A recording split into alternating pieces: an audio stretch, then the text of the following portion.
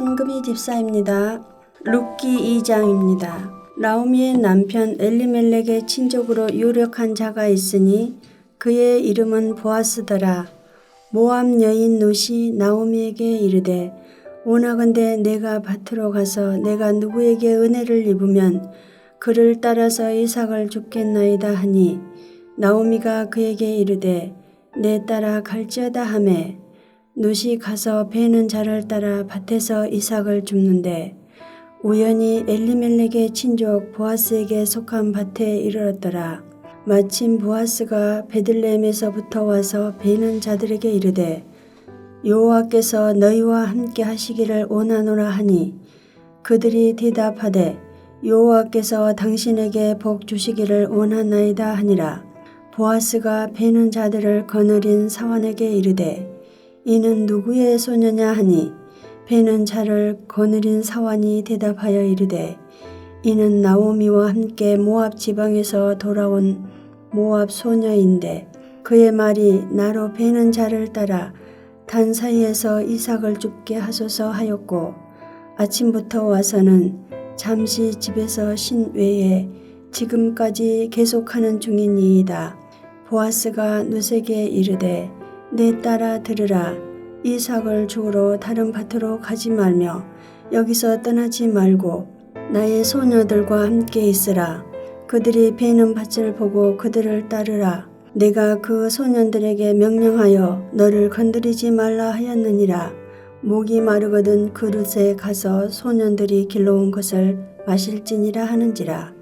룻이 엎드려 얼굴을 땅에 대고 절하며 그에게 이르되 나는 이방 여인이거늘 당신이 어찌하여 내게 은혜를 베푸시며 나를 돌보시나이까 하니 보아스가 그에게 대답하여 이르되 내 남편이 죽은 후로 내가 시어머니에게 행한 모든 것과 내 부모와 고국을 떠나 전에 알지 못하던 백성에게로 온 일이 내게 분명히 알려졌느니라. 여호와께서 내가 행한 일에 보답하시기를 원하며 이스라엘의 하나님 여호와께서 그의 날개 아래에 보호를 받으려 온 내게 온전한 상 주시기를 원하노라 하는지라. 룻이 이르되 내 주여 내가 당신께 은혜 입기를 원하나이다. 나는 당신의 하녀 중에 하나와도 같지 못하오나 당신이 이 하녀를 이루하시고 마음을 기쁘게 하는 말씀을 하셨나이다 하니라. 식사할 때에 보아스가 룻에게 이르되 이리로 와서 떡을 먹으며 내 떡 조각을 초에 찍으라 하므로 룻이 곡식 베는 자 곁에 앉으니 그가 볶은 곡식을 주매 룻이 배불리 먹고 남았더라. 룻이 이삭을 주우러 일어날 때에 보아스가 자기 소년들에게 명령하여 이르되 그에게 곡식탄 사이에서 줍게 하고 책망하지 말며 또 그를 위하여 곡식타발에서 조금씩 뽑아 버려서 그에게 줍게 하고 꾸짖지 말라 하니라. 룻이 밭에서 저녁까지 줍고 그 주운 것을 떠니 보리가 한 에바쯤 되는지라. 그것을 가지고 성읍에 들어가서 시어머니에게 그 주운 것을 보이고 그가 배불리 먹고 남긴 것을 내어 시어머니에게 드리매 시어머니가 그에게 이르되 오늘 어디서 주웠느냐 어디서 일을 하였느냐 너를 돌본 자에게 복이 있기를 원하노라 하니 룻이 누구에게서 일했는지를 시어머니에게 알게 하여 이르되 오늘 일하게 한 사람의 이름은 보아스니이다 하는지라. 나오미가 자기 며느리에게 이르되 그가 여호와로부터 복받기를 원하노라. 그가 살아있는 자와 죽은 자에게 은혜 베풀기를 그치지 아니하도다 하고 나오미가 또 그에게 이르되 그 사람은 우리와 가까우니 우리 기업을 물을 자 중에 하나이니라 하니라. 모압 여인 룻이 이르되 그가 내게 또 이르기를 내 주수를 다 마치기까지 너는 내 소년들에게 가까이 있으라 하더이다 하니 나오미가 며느리 룻에게 이르되 내 딸아 너는 그의 소녀들과 함께 나가고 다른 밭에서 사람을 만나지 아니하는 것이 좋으니라 하는지라. 이에 룻이 보아스의 소녀들에게 가까이 있어서 보리 추수와 밀 추수를 마치기까지 이삭을 주며 그의 시어머니와 함께 거주하니라. 하늘에 계신 우리 아버지여, 이름이 거룩히 여김을 받으시오며 나라가 임하옵시며 뜻이 하늘에서 이룬 것 같이 땅에서도 이루어지이다. 오늘날 우리에게 일용할 양식을 주옵시고 우리가 우리에게 죄 지은 자를 사하여 준 것 같이 우리 죄를 사하여 주옵시고 우리를 시험에 들게 하지 마옵시고 다만 악에서 구하옵소서. 대개 나라와 권세와 영광이 아버지께 영원히 싸움나이다. 아멘.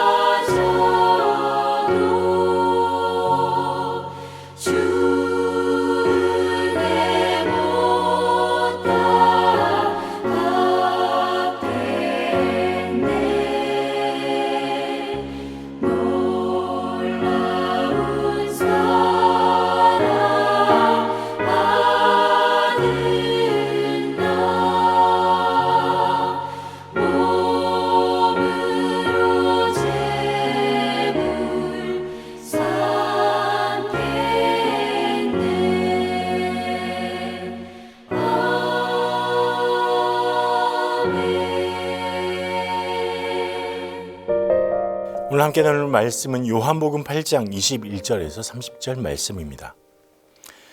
다시 이르시되 내가 가리니 너희가 나를 찾다가 너희 죄 가운데 죽겠고 내가 가는 곳에는 너희가 오지 못하리라.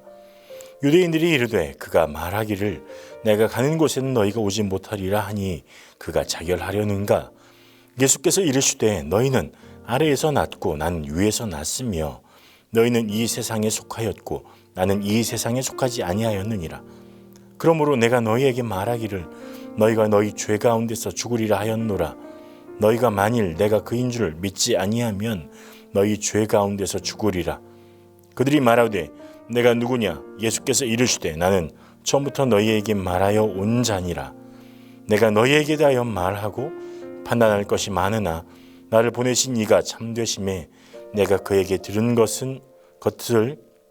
그것을 세상에 말하노라 하시되 그들은 아버지를 가리켜 말씀하신 줄을 깨닫지 못하더라.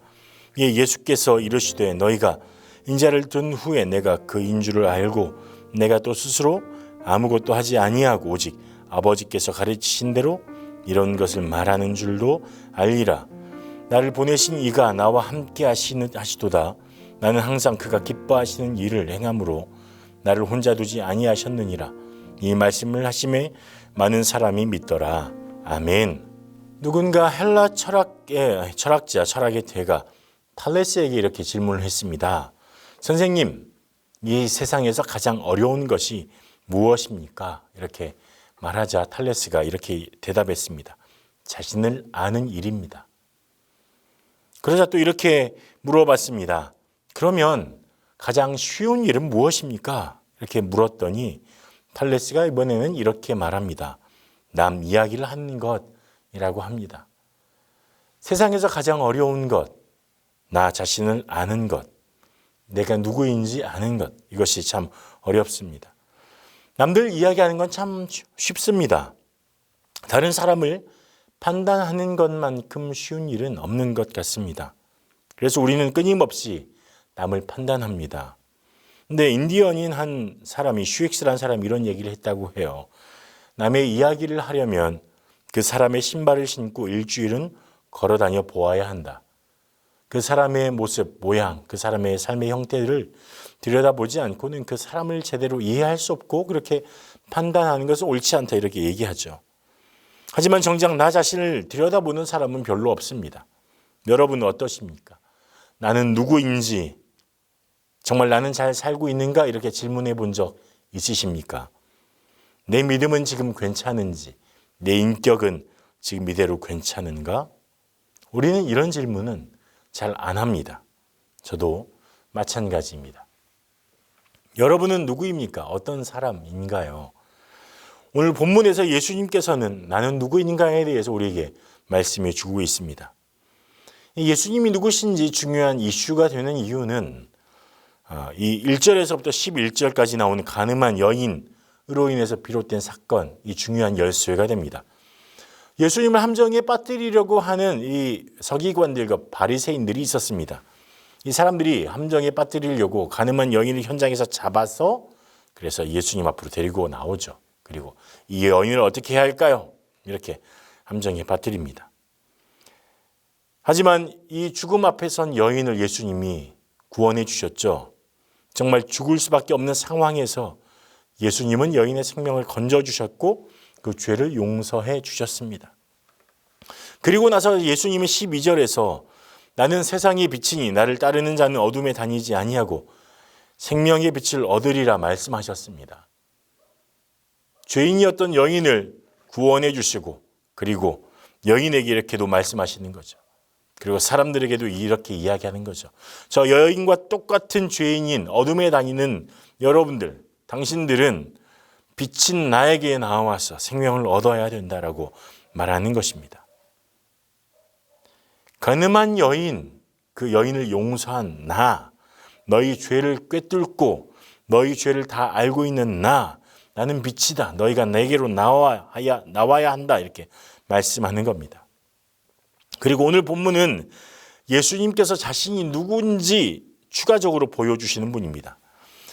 예수님은 21절에 십자가에 대한 암시를 우리에게 먼저 던져주시고 우리에게 뿐만 아니라 함께 있었던 사람들, 예수님을 시험에 빠뜨린 사람들, 서기관과 바리새인들 뿐만 아니라 예수님 주변에 모여든 사람들에게 말합니다. 내가 가는 곳에는 너희가 오지 못하리라.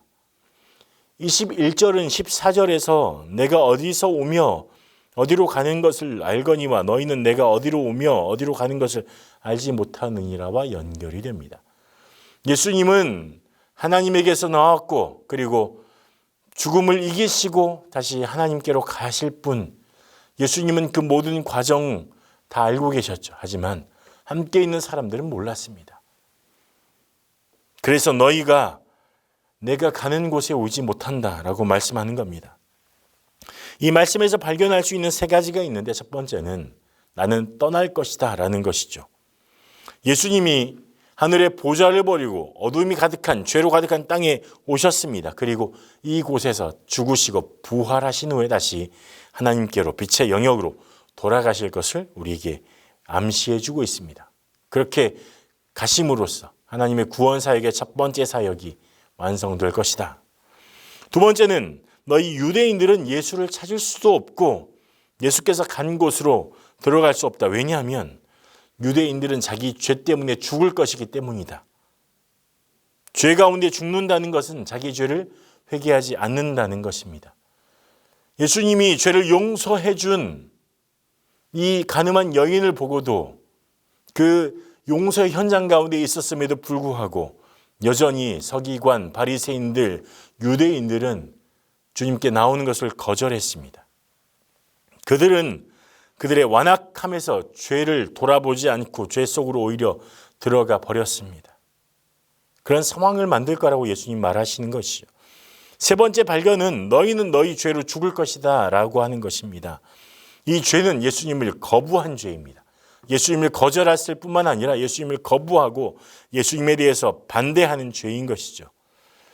예수님께서 7장에서 말씀하지 않으셨습니까? 누구든지 목마르거든 내게로 와서 마셔라.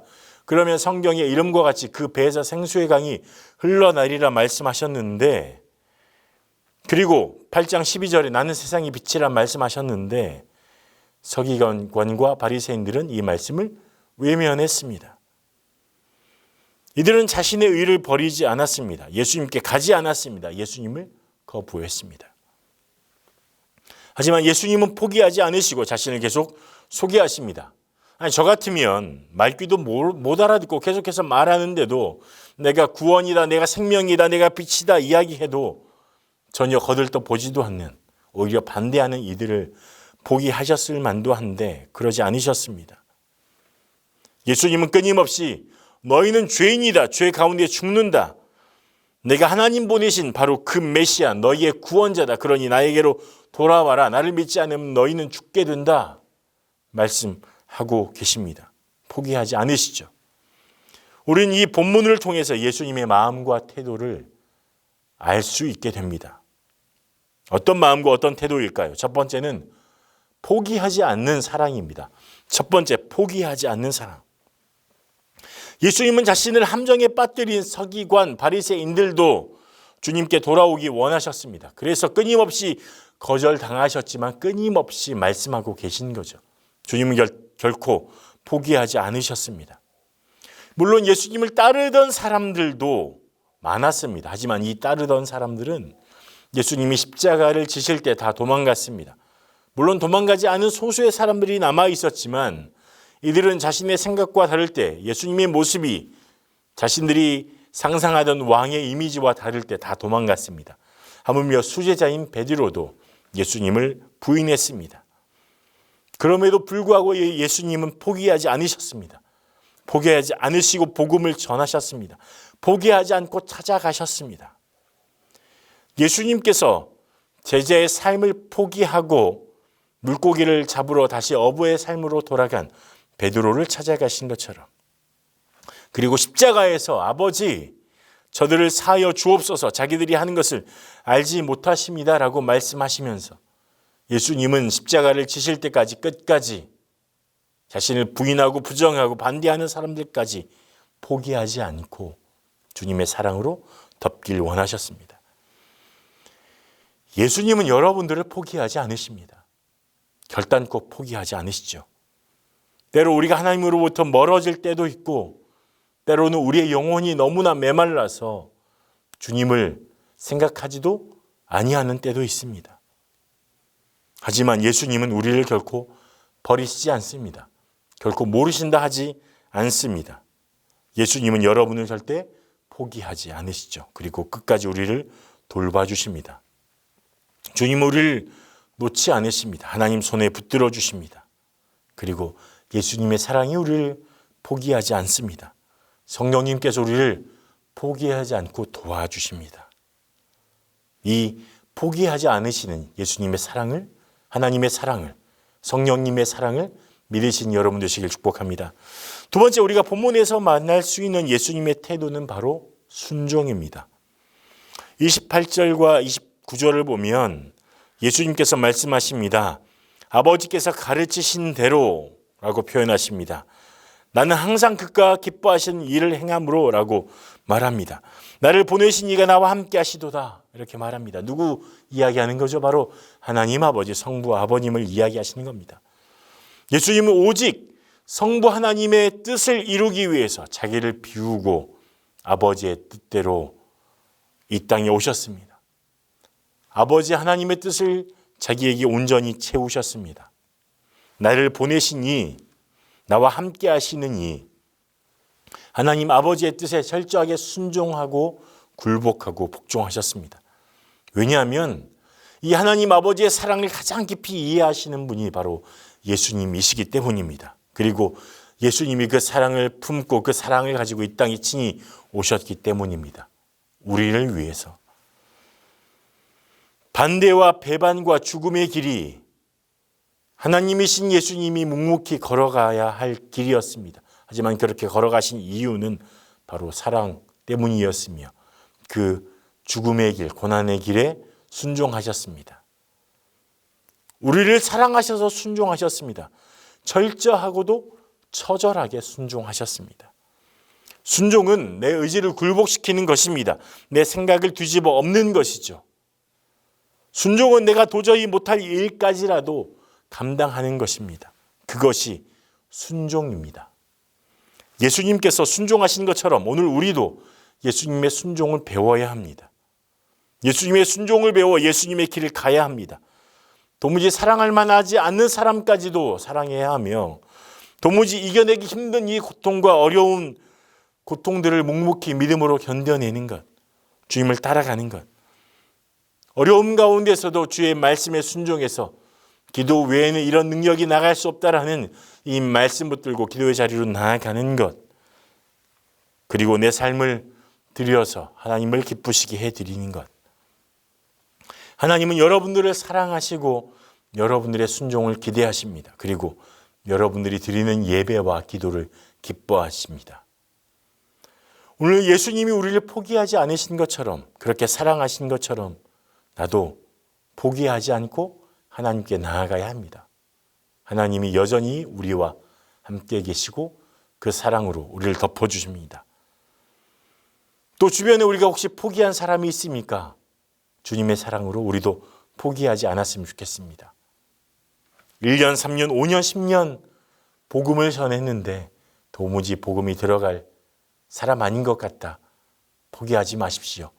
하나님은 포기하지 않습니다. 그리고 여러분을 사용해서 복음을 전하길 원하십니다. 포기하지 마시고 복음 전하는 여러분이 되셨으면 좋겠습니다. 그리고 순종했으면 좋겠습니다. 순종이 제사보다 낫다고 말씀하셨습니다. 순종하는 것이, 하나님의 말씀에 순종하는 것이 제사보다 낫습니다. 말씀에 순종하는 것이 가장 귀한 것입니다. 사랑과 순종으로 하나님을 기쁘시게 하는 여러분 되시기를 간절히 축복합니다. 기도하겠습니다. 하나님, 우리가 포기하지 않는 사랑, 하나님의 사랑을 의지하게 하여 주시길 원합니다. 포기하지 않고 하나님, 더욱더 주 앞에 나아가 주님을 사랑할 수 있는 은혜를 주시옵소서. 그리고 또 그 사랑으로, 그 사랑을 의지함으로 순종할 수 있는 믿음을 주시옵소서. 우리의 삶의 지경이 하나님의 사랑과 하나님의 은혜가 필요합니다. 주님, 하나님의 사랑, 하나님의 은혜, 하나님의 손으로 덮어주시고 또 우리가 주 앞에 불순종하지 않고 날마다 하나하나 더 순종해 나가는 믿음의 걸음을 걸을 수 있도록 주의 성령께서 도와주시옵소서. 예수님 이름으로 기도합니다. 아멘.